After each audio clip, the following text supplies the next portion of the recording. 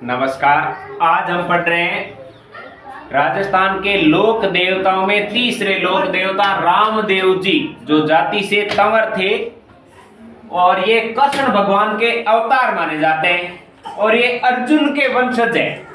अर्जुन के वंश, जो अर्जुन महाभारत में था पांडु पुत्र, उसके वंशज माने जाते हैं।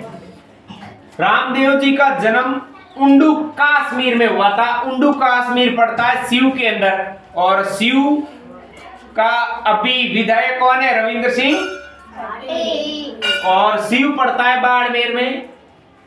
रामदेव जी का जन्म भाद्रपद शुक्ला द्वितीया को हुआ था, विक्रम संवत 1462 और ईस्वी में बात करें तो 1405 के अंदर। रामदेव जी के पिताजी का नाम अजमल जी था। रामदेव जी के माता जी का नाम मेणादे था। रामदेव जी की पत्नी का नाम नेतलदे था। नेतलदे अमरकोट की थी और एक और ससुराल था अमरकोट किसका? बाबूजी राठौड़ का। रामदेव जी के ससुर जी का नाम दौलत सिंह था। रामदेव जी के गुरु बालीनाथ हुए थे। रामदेव जी के घोड़े का नाम लीला घोड़ा था। नीला घोड़ा तो था गुगर जी का, यह है लीला घोड़ा। रामदेव जी का प्रतीक चिन्ह है वो है पगलिया। मल्लीनाथ जी के समकालीन हुए थे ये। रामदेव जी ने भैरव नामक राक्षस को मारा था। भैरव नामक राक्षस ये था, ये एक्चुअल में एक बढ़िया था और ये सामान बेचता था। तो सामान के अंदर ये क्या करता था? खोटा तोलता था और पैसे डबल लगाता। तो फिर इससे जनता त्रस्त हो गई थी। तो जो जनता का खून चूसता है उसे हम राक्षस कहते हैं, इसीलिए इसको कहते हैं भैरव राक्षस। एक्चुअल में ये एक बढ़िया था धंधा करने वाला। राम सापीर, मक्का से आए हुए पीरों ने कहा था। मक्का से रामदेव जी का टेस्ट लेने के लिए पीर आए थे और उन पीरों ने इनको कहा राम सापीर, यानी पीरों के पीर राम सापीर। क्यों कहा? उन्होंने कोई टेस्ट लिया था। टेस्ट लेने में कहते हैं कि वो पंचपीपली नामक कोई टेस्ट की जगह थी।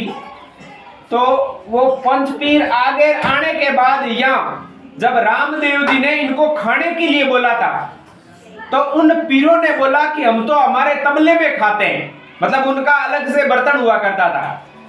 तो रामदेव जी ने कहा ठीक है उसमें खिला देते हैं। रामदेव जी ने ऐसे यूं हाथ किया और वो तबला आगे कर दिया। उन पंच पीरों ने देखा कि वो तबला सेम है, उसके अंदर एक साइड में कोई निशान था मोती या ऐसा कुछ, वो देखा कि सेम तबला है। ये सबसे बड़ा उन पंच पीरों को दिखाया गया चमत्कार था। इसीलिए उन पीरों ने रामदेव जी को कहा था पीरों के पीर राम सा पीर, इसीलिए बोलते हैं राम सा पीर। जो छुआछूत मानी जाती थी, अछूत जातियां, उनको शुद्धि आंदोलन चलाकर रामदेव जी ने बराबर का दर्जा दिलाया था। रामदेव जी के जो भगत होते हैं उनको रिख्या कहते हैं, ये मेघवाल जाति से होते हैं।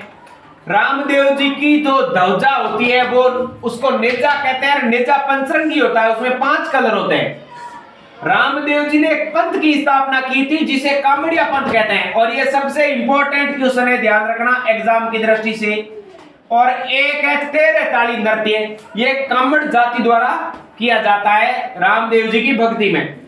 रामदेव जी की बहन थी सुगना और एक थी धर्मबहन। ये कहते हैं कि छोटी थी तब रामदेव जी को कहीं मिली थी, जिसका नाम है डालीबाई। ये मेघवाड़ थी ऐसा बताया जाता है। डालीबाई ने रामदेव जी से एक दिन पहले समाधि ले ली थी। डालीबाई का मंदिर भी वही रामदेवरा के अंदर ही है।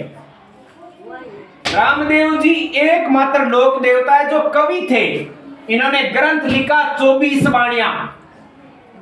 रामदेव जी के समाधि स्थल पर मेला लगता है और रामदेव जी ने समाधि ली थी भाद्रपद शुक्ला एकादशी, यानी कि विक्रम संवत 1515 में रामदेवरा रुणीचा के अंदर ली थी। रामदेव जी ने राम सरोवर यहाँ रुणीचा के अंदर भी स्थापना किया था, राम सरोवर, रामदेवरा राम सरोवर। रामदेव जी के और प्रसिद्ध मंदिर है वो है एक बिरानिया पड़ता ब्यावर के अजमेर के अंदर, एक है सुरता खेड़ा पड़ता है चित्तौड़गढ़ के अंदर, एक है अदरशिला मसूरिया पहाड़ी, ये दोनों जोधपुर में, एक है रामदेव जी का छोटा रामदेवरा जो गुजरात में पड़ता है। इन चारों को याद करने की ट्रिक है बस MA, बस का मतलब बिरानिया, सूरतगढ़, मसूरिया, अदरशिला। फिर है रामदेव जी के ब्यावड़े। रामदेव जी के ब्यावड़े, रामदेव जी के भगत गाते हैं। और रामदेव जी का ब्यावड़ा ये एक ग्रंथ है जिसका लेखक था पूनमचंद। अजपा जाप, रामदेव जी ने भक्ति का सर्वश्रेष्ठ मार्ग बताया था, उसका नाम था अजपा जाप। बोलो राम सा पीर की जय।